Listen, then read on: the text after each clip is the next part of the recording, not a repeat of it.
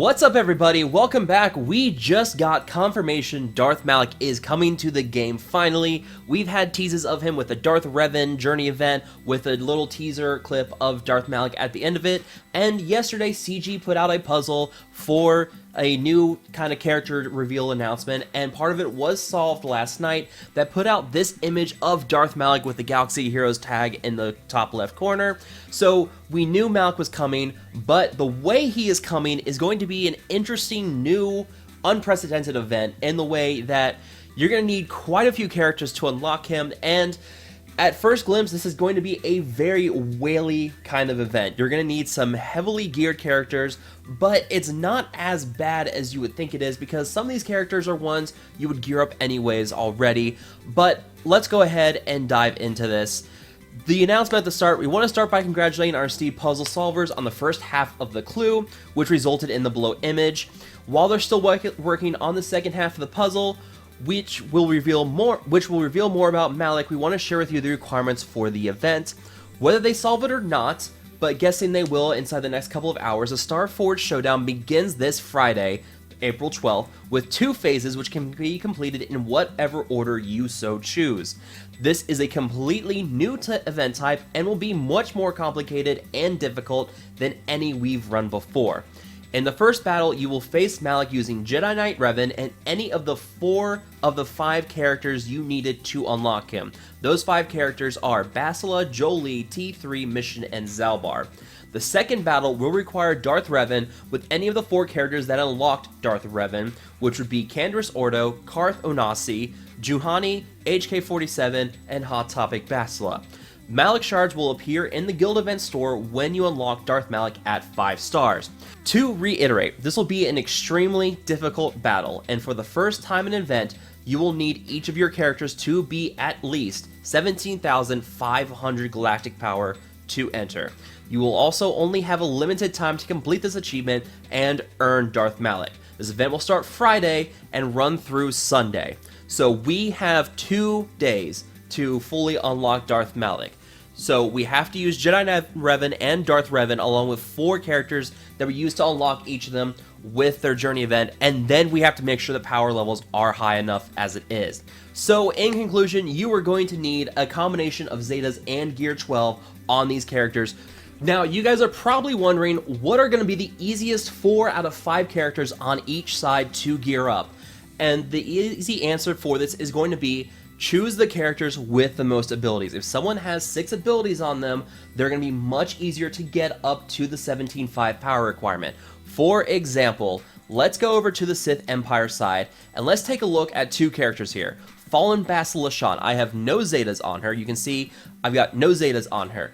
If you look at her abilities, she is at just under 20,000 power already. I have 5/6 dot mods on her, and I have 3 out of 5 gear 12 on her. I could easily keep her at gear 11 and no Zetas, and I would still easily reach the power ability. This is going to be the key to getting your characters ready in time. The more abilities they have, the easier it will be. I can't stress that enough. So any characters that have 5 or 6 abilities, those are ones you should probably focus on and getting them up to the power requirement first.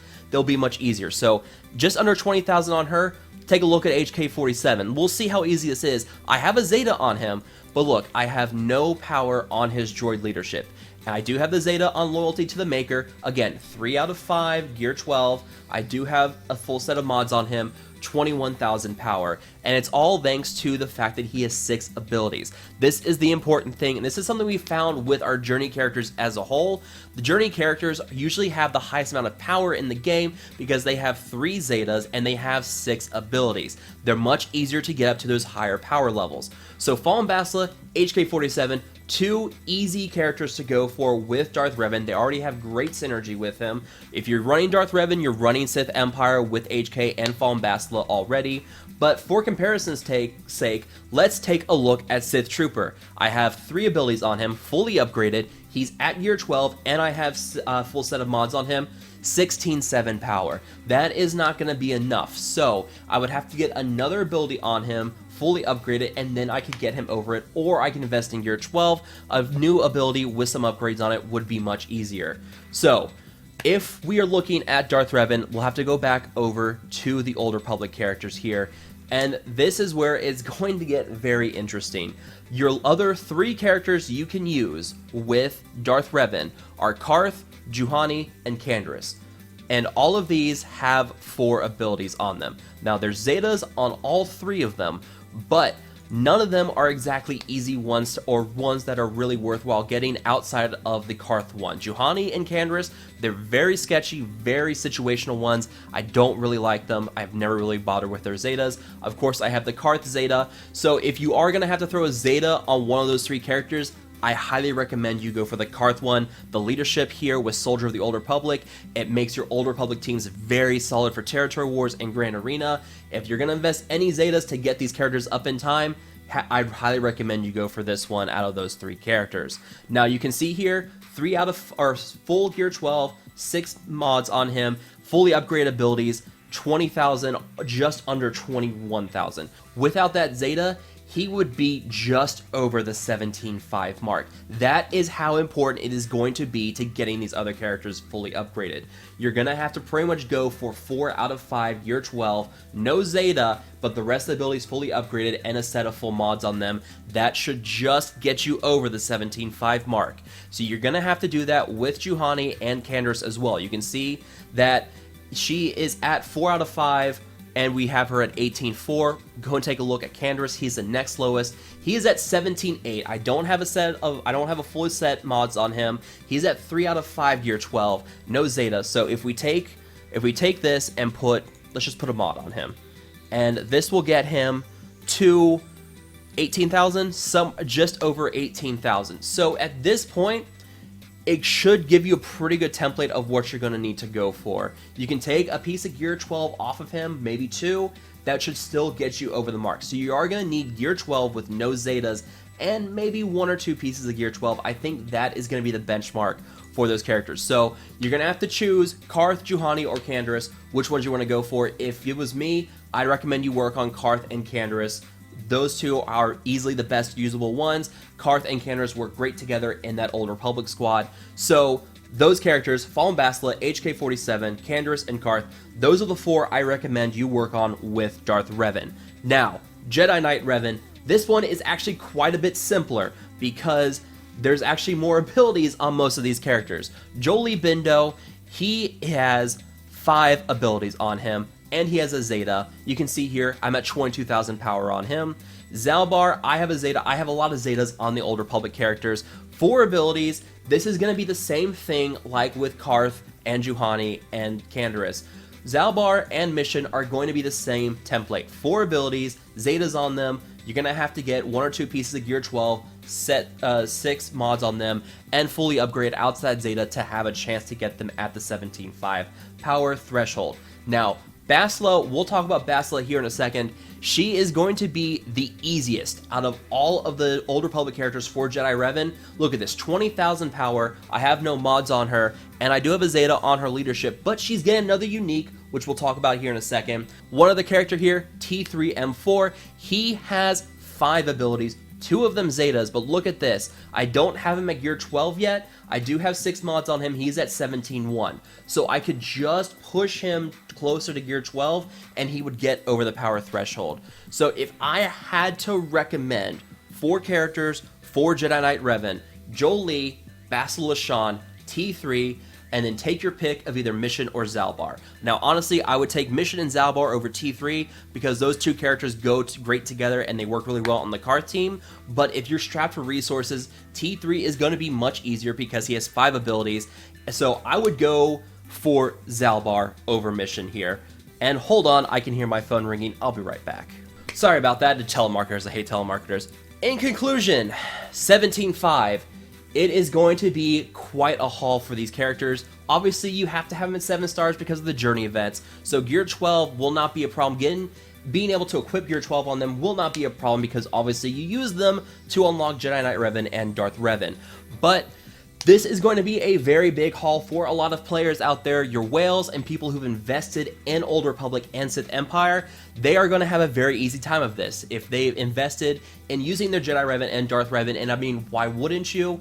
this will be easy. But for everyone else who just got by with the bare minimum to unlock these characters and never really use them, which, you know, a lot of people don't have the time to invest resources in characters like Karth and T3 and Kanders and Juhani, characters that you won't use as shoo-ins with these characters that you unlocked in the Journey event, they are going to have it much harder. And those people, I can understand their frustration. We're talking 30 hours notice to get these characters ready to go for this event, but you do have another 48 hours after that to unlock it. So really it's about 3.5 days, but still that's not a lot of time. Usually we have a week to 2 weeks of advance notice to get these characters going. This is a last second panic farm, pedal to the metal. You better open up your wallet and you better spend some money if you're serious about unlocking Malak. Now, I had mentioned something about Bastila a moment ago, and I think this ties into Malak, because if you missed it today, they are putting an emergency buff on Bastila Shan. If you go and look at the dev announcements today, it was put out a little bit before this announcement. They're adding a 5th ability to Jedi Bastila. Actually, it's going to be another unique. So this is something else to consider. I should have brought this up earlier. This will actually make it easier for Jedi Bastila to be used for the Jedi Revan event. It's going to be another unique called Force Bond. If Jedi Revan is in the leader slot, Bastila and Jedi Knight Revan have 70% bonus accuracy, potency, and tenacity. And Jedi Knight Revan also recovers protection from Legendary Battle Meditation. Sounds pretty much like the ability with Fallen Bastila and Darth Revan. And if Darth Revan is on the enemy squad, Bastila gains advantage and retribution for 1 turn at the start of Revan's turns. So you are pretty much going to get a similar unique like with Fallen Bastila on Jedi Bastila, and this is actually going to make her even easier to upgrade for the Jedi Revan event. So do keep this in mind, that once this update goes live, you don't have to get her straight to 17.5. You can get her to 17,000 or even 16.5, and then wait for the new ability to show up, upgrade that to its max ability, unless it needs a Zeta. They don't say if it needs a Zeta. I don't think it will. Maybe it will, but if it doesn't need a Zeta, you should be able to fully upgrade it very easily and get her up to the 17.5 power. So, lots to talk about with this. This is pretty big news. Let me know down below in the comments, what do you guys think? I think that this is a pretty big reward for people who've taken the time to invest in Old Republic and the Sith Empire characters. I mean, the panic farm here does suck, and this is something that is really, really crazy because this is last second notice. Usually we get a week or two ahead of time notice that, hey, this is who you need to gear up and get ready for these characters, but most of these characters we already have at 7-star because we unlocked Revans, and we had some pretty decent gear on them. The Old Republic teams work really well, Jedi Knight Revan teams. Let me know down in the comments, what do you guys think? Are you guys going to be able to unlock Darth Malak the first time he shows up?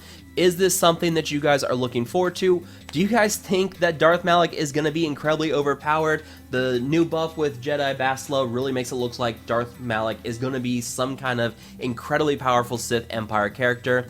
We will find out here very soon.